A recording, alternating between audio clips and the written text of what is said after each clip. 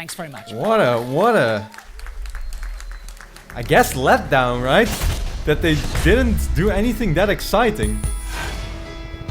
But I think that's what they thought they should do. Is just be very boring about it. Oh, it has the line still. The bar. Crazy, what the hell? I can't believe this just happened.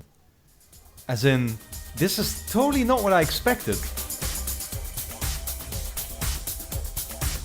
What a weird conference. Would you agree, Roberta?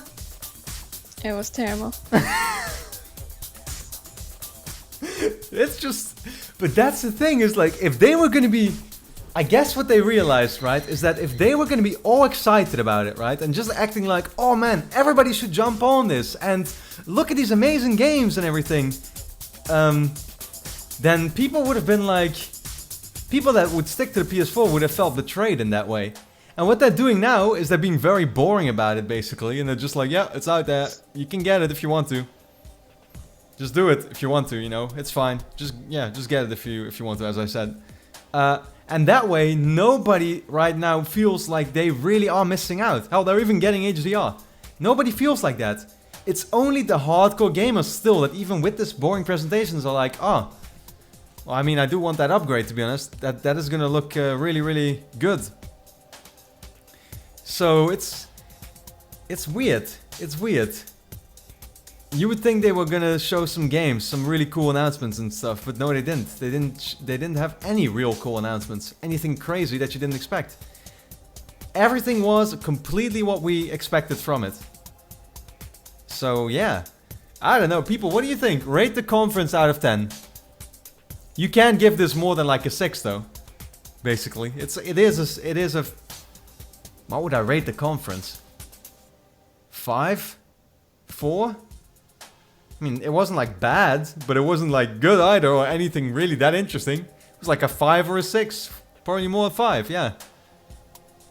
I'm seeing a lot more extremeness in the chat, but yeah, I would say 5.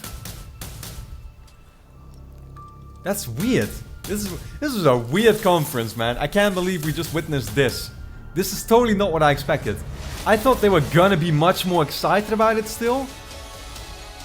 And show at least some new games and stuff. And this is what we got. Huh. I'm a little flabbergasted. Flabbergasted. Roberta's just like, no response at all. Why? Oh look, another microphone not working. I think PlayStation blog. Lol. We saw a lot of big news coming out of PlayStation tonight in the PlayStation Theater in Times Square, New York. A lot? Lots to go over. And this was not a lot. This was nothing. Mr. Sean Layden. Sean, come over here. I know. Okay, I I've seen enough. I know, we've seen everything, people. We've seen everything, right? Yeah, that's crazy. That's crazy. I mean, those are my thoughts. My thoughts are that I did not expect the show to be this, like, depressing in a way.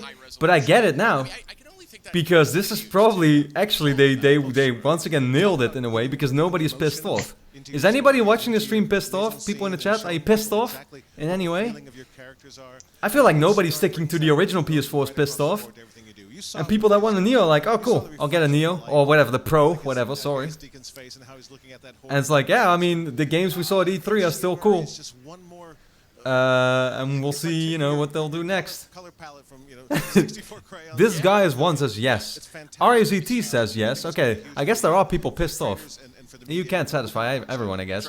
But I would say, like, you basically can be really pissed off about this, you know? A lot of the folks that you saw out there on stage, we're going to learn more about the games that we saw. What would have made people pissed off is just like, you know, when they show you this console and they are like, this is the next big thing. Everybody needs to get it. You bought a PS4 3 years ago. Well, screw you.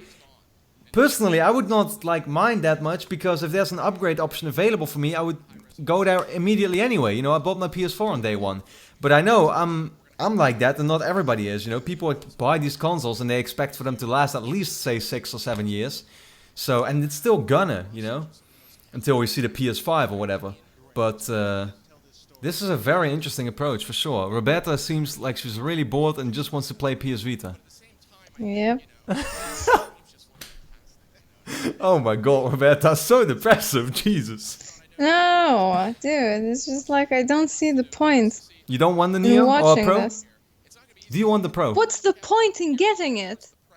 That the games will look better. How much better?